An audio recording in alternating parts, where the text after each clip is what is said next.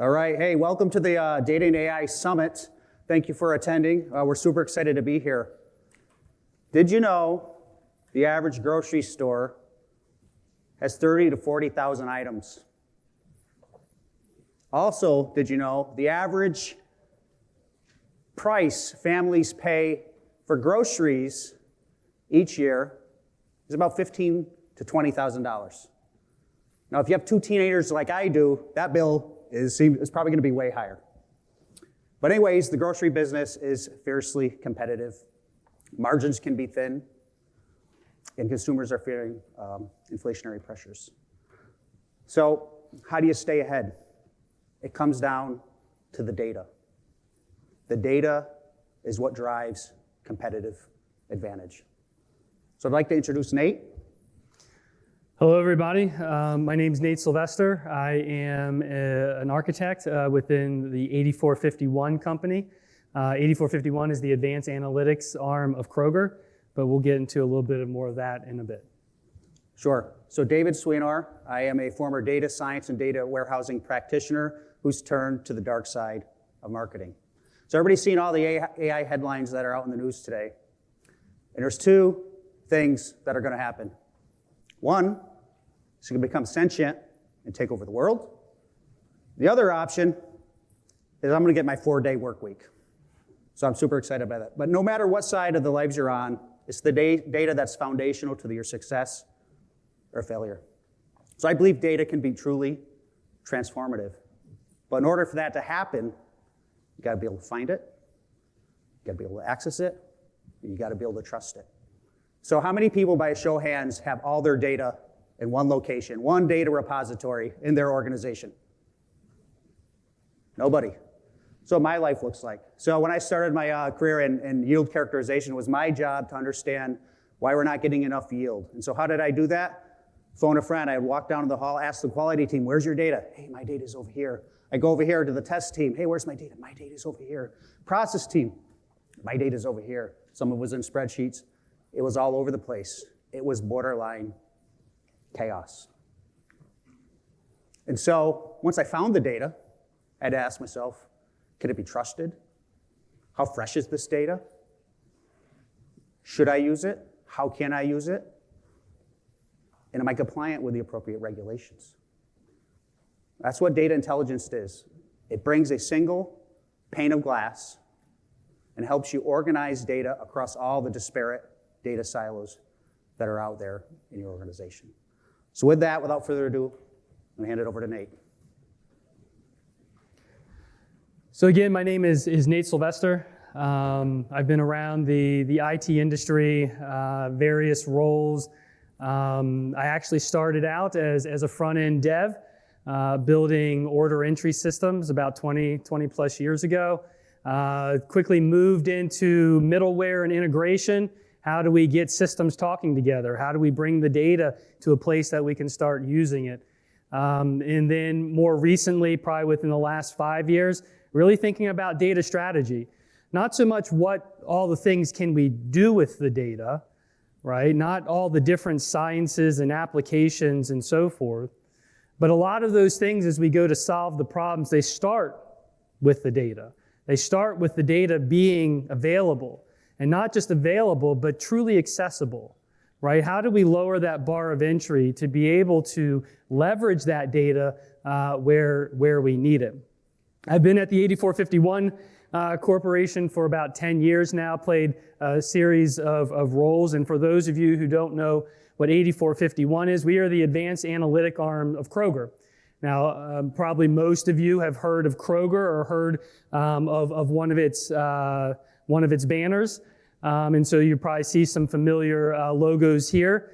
But 8451 is like I mentioned, is the advanced analytic arm that uses a lot of the data to help the Kroger business. We have our consumer insights, where we kind of look at the different shopping behaviors and so forth.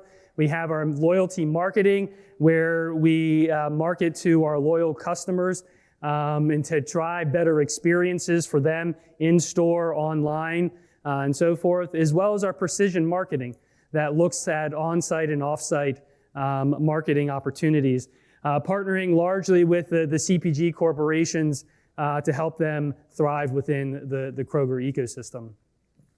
But 8451 doesn't just use customer data, right? There's a lot of sciences, there's a lot of optimizations and leverage of that data in order to improve things, whether it be in-store operations, whether it be in our manufacturing area, whether it be in our supply chain. How do we leverage that data to optimize and enhance how we are performing, how we are packing a truck, or maybe how our pickers are going throughout the store to fulfill an online or delivery order. So there's many different aspects where we leverage data. But if you think about that, right, it all starts with the data, right? From an 8451, we say data is our lifeblood, right? We need to be able to get access to that data. We need to have trust and confidence in that data, understand the expectations, understand its purpose, why was it captured, what was it intended for, so we can bring it to the right situations, we can solve the right problems with that information. And so as we think about it, data is really our foundation. But if we think about data as foundation, data is all over the place, right? There's opportunities where we are creating data, we are creating interactions, and we don't even really know about it, right? We are creating data, but we're not managing that data in a way that we can trust it. We're not curating that data in a way that it can be applied to different situations or understood, where we can do discovery to see what the data is really telling us. So we set out about 2 years ago to go down a path of creating what we called a data strategy. And not just a data strategy within 8451, really truly across 8451 and Kroger, go from the true source of that data to the actual utilization. Now you may say, Nate, 2 years ago you didn't have a data strategy? We had a data strategy. Every year I'm pretty sure we came up with a different version, a different data strategy. But this data strategy, we set out to take a different path. We set out to understand what our hurdles were. We set out to change our perspective, right? And as you'll see throughout the presentation, it wasn't just about bringing technology. It was really about how can we change the way that our culture organizes and thinks about the data, and then how can we bring the technology to help us out. So what hurdles did we overcome? Like I mentioned, we had to go through, from an 8451 perspective, we have to have trust in the data, right? We need to know that when that data is coming in, we need to know what the purpose of that data was. What was the meaning behind the initial capture of that? Are we leveraging that in the right way? And as we think about that from a quality perspective, we need to be able to have good communications and conversations across. We had some struggles within the organization as we would, the creators of the data, as the data went from hop to hop. You saw David's diagram of the dotted lines going all over the place. And as the data made transitions across maybe different organizations or different teams and so forth, the data's lost meaning, right? Changes that happen at the source affect things 4 hops away, and the source, the owner, never knew it. So putting in practices, putting in things, it was a hurdle to overcome. How do we ensure, how do we get trustworthy data, not just when it was created, but as it's leveraged throughout the organization? One of the things that Kroger, we are a highly federated organization. You could put decentralized in there. And what I mean by federated is decision-making isn't centralized, right? The data's not centralized. Different business areas are empowered to make decisions to drive their outcomes and push their processes, build processes to help them meet their goals and objectives for the year. Well, in a federated organization, how do you have data governance? Right? How do you understand what's even out there, what's even available? right? Someone may create a metric or a KPI in one area of the business and report up how they're doing. How do I know that KPI exists and I don't go create a duplicate? How do I find the things? So as we set out to create this data strategy, we kind of knew that, hey, we're operating in a federated organization. I don't know, I always, in these cases, I always apply things like Conway's Law, and I'll oversimplify it, but like the business kind of reflects the system reflects the business. But buying into kind of those concepts, one of the things that I always found is the culture is almost the hardest thing to change. I can usually adapt the system to match the culture. So if we know that we have these constraints, the culture is we are going to be a federated organization, right? We're not going to be able to centralize everything and put our arms around everything. So how do we operate? How do we make these things scale within the organization? And then, as you know, there's this thing out there called advanced analytics, AI, Gen AI. I mean, these are words they're out there. You know, these are big things. These things are happening, and they're happening fast, right? So as we think about it, as we put these practices in place, we don't have time. We can't spend the next 5 years trying to get our data right. We can't spend a large amount of time. Otherwise, we're going to be behind. The business is going to be behind. So as we look to solve for this data strategy, it became, what are the things that we can put in place now? What are the needles that we can move to improve without really trying to boil the ocean? So where we started, like I said, you know, we stepped back and wanted to take a different approach, right? In the past, a lot of our data strategies were largely tech rollouts. We wanted to bring in a vendor. We wanted to roll out new technology. By implementing some software package, we were going to solve all our problems. That's a piece of it, right? We need technology. Technology is how we're going to scale. The automation is what's really going to bring the speed and efficiencies and so forth. But in reality, we, time and time again, as we implemented software packages and technologies, we found that we didn't change our behaviors in order to make that software successful. So year over year, we were looking to say, oh, well, we didn't really have great success with that vendor. Let's go try a different one, right? So from this one, we actually wanted to step back and say, actually, we're not going to go and start with the technology.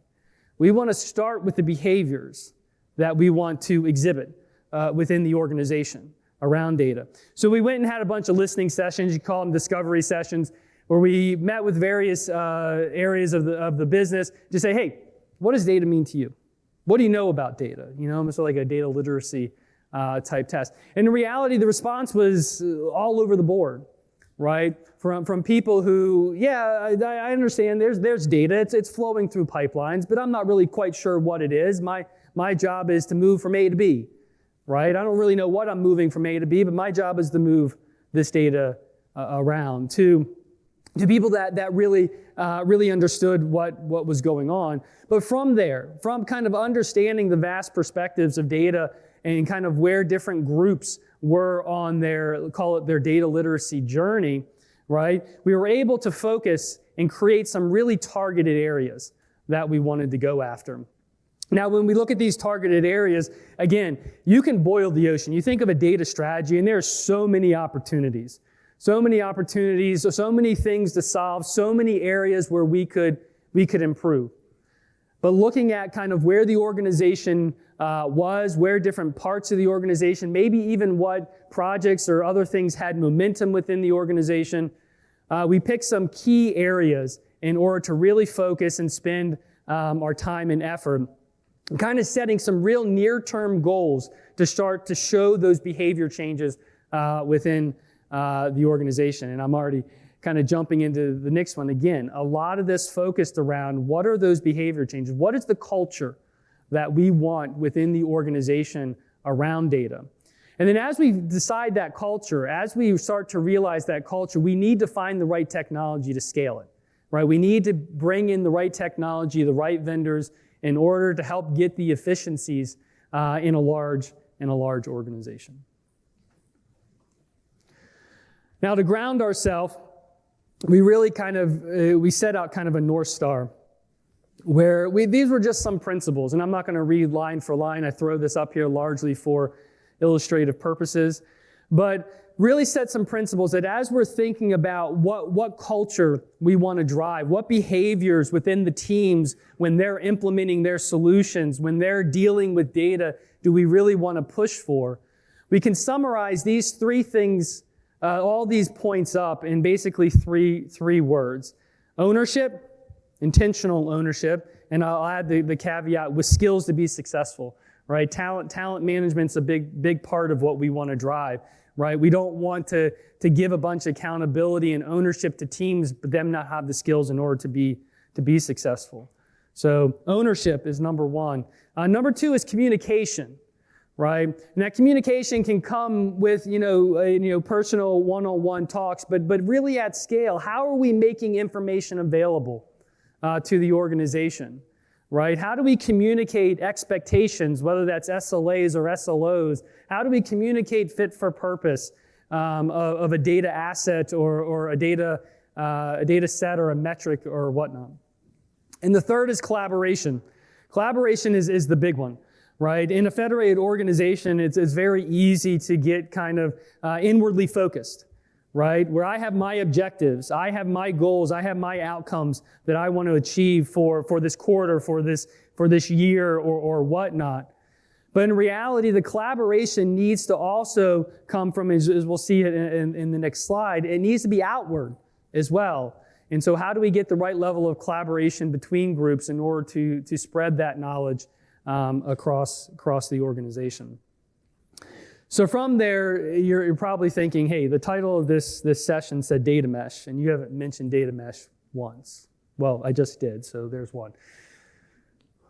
Really, as we think about kind of where we started, right, we really thought about, again, that culture that we want to showcase within the organization. And data mesh became the foundation for that. Now, data mesh, you can go out, you can do your searches on the web, and you get a lot of information about what it is, and everyone's kind of got their flavor of it. Basically, what we did from a Kroger 8451 perspective is we said, hey, the concept, and this is how we're going to apply it to us, right? So from a Kroger perspective, data mesh to us is the way that we organize around the data, the way we organize in a federated approach, right? The things that we think about from an ownership perspective. What are the accountabilities? What are the responsibilities? What are the roles within the ownership group?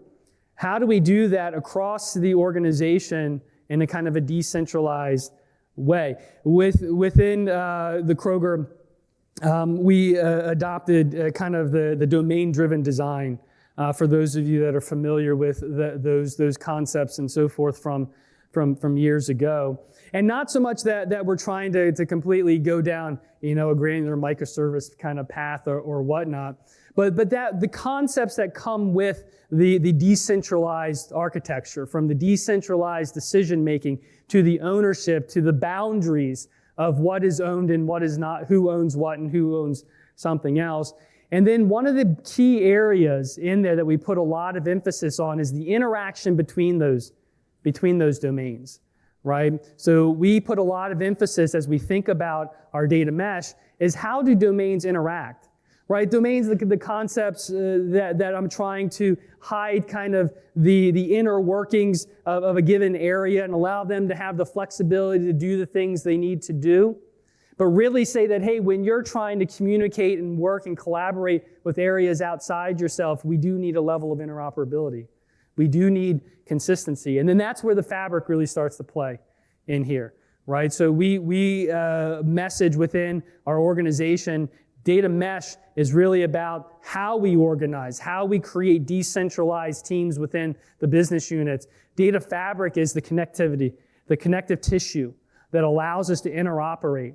So by having standards around what we consider our domain interfaces, around APIs, around streaming events, and even what we call bulk data interfaces. Now, that's not the greatest term in the world, but it's the one that we leverage within the organization. But how do we think about those more bulk operations where we need a level of abstraction? Unity Catalog plays a huge role in that for us. And so thinking about this data mesh and data fabric working together in order to create an ecosystem where we can make data accessible. Data products, and it's not really just even data products. The concept here that we want to be, that we push quite a bit is data as a product, right? So as we think about it in the data mesh, right, and we think about that fabric, the things I'm bringing to the organization, whether through an API or whether through other interfaces, I really have some kind of product behind there, right? I have data, and it's not just the data mart that I may be putting into making available to the organization, but I'm really starting to really think about what's the life cycle of that data? How do I communicate the expectations of that data? How often is it refreshed, right? How often is it going to be made available? What is the kind of fit for purpose? What was the intention of this data when it was created? And so as we think about data as a product or data product, right, we really start to get into, hey, some key terms there, or that it is owned, right? And with that ownership comes a level of responsibility. That data is customer focused, and that's a key one there. As we think about the data as a product type concept, and one of the things that we push quite a bit is that you're not just throwing data into a storage location and saying, have at it. We're not about creating swamps of data, right? But we are curating interactions with our consumers. Now, our consumers may be other development groups, they may be other scientists or analysts or whatnot, not necessarily always the true customer facing. But if we treat that consumer as a customer, and we focus on curating these interactions around the data, right, that we can have better outcomes. Now, it's a little dramatic to say, hey, we're crafting experiences around this data, and it's like, well, it's just data. But in reality, if we think about the life cycle of a product, if we are in product dev that we want to take to market, and we think about the types of things that we would do with expectation setting, understanding what the needs of the customer are, what types of use cases are they trying to solve for, what are the SLAs and needs of those consumers. And then I bring that back to these interactions and these experiences I'm trying to craft in my data product and start to build that in. Again, our goal is not to create one-off bespoke data products for every use case that exists out there. We wouldn't do that in the product world. We'd have thousands and thousands of products that we would have to maintain. So as we think about that product, that data product, that interaction that we're bringing, that's really what we mean here. And that's really what we emphasize as when we would talk about data products within the organization. But those data products then are the nodes within the mesh. Going back to the data mesh, when we think about these data products, sure, we have kind of business areas or what we call domains and then subdomains, so sub areas within there, because the word, when we talk about domain, may be as large as a merchandising, right? Which is a very, very large area. Lots of things happen. And so we break that work down. And so as we think about the data products, yes, each subdomain is bringing together, they're presenting their interfaces and their interactions. But one of the things we're starting to see within that is that even within those larger domains, almost mini lakehouses starting to come together. Now, that's not necessarily a bad thing because the ownership still lies within the experts, the people that truly know that data and own that data. But they are curating a better experience for the people outside that area to come interact with that data, be able to leverage that data, understand where that data can be used. And the last thing here that we pushed was the balanced org mindset. This is a key one for us. Again, and I mentioned this in the earlier slide. With a federated organization, it's super easy to get so internally focused. When my performance metrics, when my end of year goals or my fiscal revenue expectations or whatnot are about driving my area or driving my costs down or so forth, it's super easy to put all the effort into that internal expectation and driving the internal goals of the team. But how do we balance that, right? I typically say that, the extremes are rarely right? Being completely inward focused is not right. Being completely outward focused is going to, make the team suffer. But how do we find a balance there between being able to achieve those team goals, but take a look at what the organization needs and how we can make things available to them. Take the time in order to build that extra interface, build that extra piece that allows another area to benefit. Even though it may not directly benefit me in the moment, near term, but it allows the organization to push forward in other areas. It's almost that community mindset as we talk about it. It's like you think about the things you may do for your community. In the moment, it may not benefit you, but you're doing it for the greater good. So how do we balance those things and find time to intentionally make that happen? Again, data quality, one of the behaviors that we really wanted to drive was instilling trust and confidence, and data quality falls in here. But when we get to trust and confidence, it's not just about, do I have my quality checks? From a technical perspective, I maybe do my statistical analysis, I do my checksums, I make sure all the data's there, I make sure my null values, aren't, I don't have null values where I don't expect, and maybe my data types. But in reality, data quality is much broader than just the technical aspects of that, right? It's really understanding what the business needs from there. So are we having the right engagement from technology and business? Understanding how the business is using it within their processes. Understanding what their expectations are. And so having that negotiation. And then once we have those checks in place is great. But how are we communicating how we're doing on them? A great example is as we create these data products and so forth, we're always going to run into kind of quality issues. Our checks are going to catch things and whatnot. But how are we communicating to our downstream consumers and allowing them to make decisions off of that? Right? We have a number of analytics in areas where if a data set's produced and maybe there's an issue with it, right? Maybe the publish that day or that week or in that moment had some issues, but the analytics doesn't care about it, right? And they can say, yes, I'm okay with the issues you're having. I'm still going to run my analytics because I can still move forward. But in a commercial aspect, unless that data set's 100% correct or within threshold, I actually can't release that to the customer. How are we communicating that information out to those downstream consumers that, hey, this is the current state of this data asset, so they can make the decisions for themselves of whether to go forth with their processes or take an alternate path? So more tactically, kind of as we talked about a lot of the behaviors and so forth around what's the culture, how do we want to kind of organize around the data, how do we want to think about it?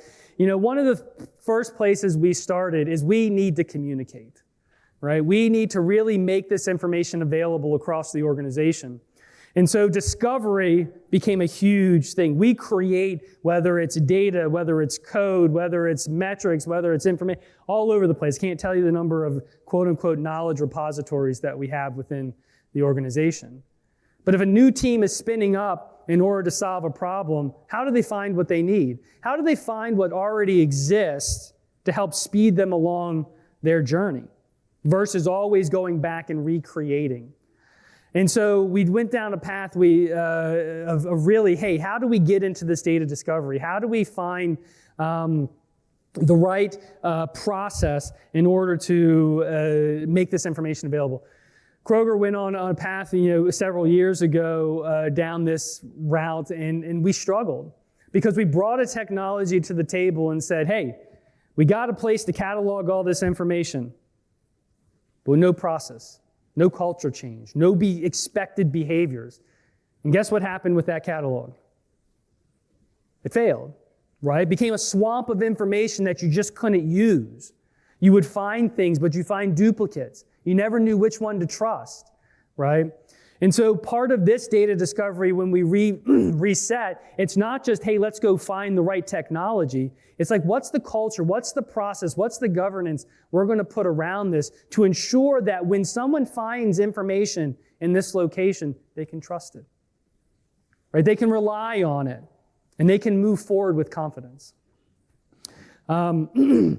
As we, again, one of the things with that, it's not just about the structure of the data. We want to be able to, again, at scale, it's great maybe when you're in a little smaller company or smaller scale or whatnot, I can find the expert and I can run over to their desk, I can call them up on the phone or whatnot and say, hey, what did you mean by this? What was the intended purpose of this? But as we want to move faster, as we want to scale the organization, self-service becomes huge, right? We want teams to be able to move at their pace without slowing them down. So how do we leverage these catalogs, not just to tell you the attribute names and the data types, but how do we actually leverage that to tell you the purpose, the intended purpose? Maybe a data asset applied a series of rules, right? They filtered some things out, or maybe they applied an extra computation in it. How do we make that available in a self-service way for individuals? And then health scorecards is another big one. Right? How are we doing? We set out to do all these things. We want to change behavior. We're asking people to do things differently. How are we doing? How are we measuring ourselves? And the one big thing that we did set out in all this is we didn't necessarily want to shut the business down, reorganize the culture, and then start us back up again. Some days I really wish we could do that. We just shut it all down and start over. We can't do that, right? The business has to continue to keep items on the shelf. That's big for Kroger, right? And so we have to continue. So how do we work within the organization to make the small shifts? And the scorecard's not meant to be like a stick where we go to teams and we whack them over the head with it, right? But to showcase the opportunities that we have, right? How are we doing on cataloging our data? How are we doing with assigning ownerships and those responsibilities? How are we doing with our QA checks and communicating those different things? So having a scorecard to at least to showcase kind of the state of operations allows us to go see the opportunities we have in order to say, hey, there's opportunity over here. Perhaps we need some additional investment. So again, we wanted to make it real for teams. We created kind of this very simplistic kind of data journey that allowed us to just kind of showcase, guys, here's really what we're asking of you. And if you notice on here, the only technology that we really have is the Elation, and then we're publishing out to Unity Catalog. That's one of our big technology stakes in order to make that data available across the organization. But some of the big things that we see within here, right? Understanding the strategy, understanding the culture that we're asking them to embark on, right? Really thinking about their area. What data is in my area? What data do I have available to? What do I really own, right? And then beyond that, how do I actually think about my data? We call them data contracts, but it's really about that data model. What am I offering? How am I exposing this data? How am I making this data available? How am I crafting that experience for the rest of the organization? And then obviously getting that, cataloged in a meaningful way so that people can self-serve, they can find that information, they can feel confident in leveraging that data for their purposes. And then obviously I can give you all the information in the world, but if I don't make it accessible, if you can't get at it in a reasonable time frame, I've really done no good. All these things are kind of nothing, right? So as we bring this together, as we think about our ability to push a lot of that information into the Elation catalog and so forth, and then publish that data in a very accessible way across various technologies, across various hyperscalers, and so forth within Unity Catalog, we start to see this vision, not just the behavior, but the realization of these things start to come to life. Again, as I mentioned, we didn't start with technology in this journey. We started with what's the culture, what's the behavior, what are the things we want to be about as an organization around data.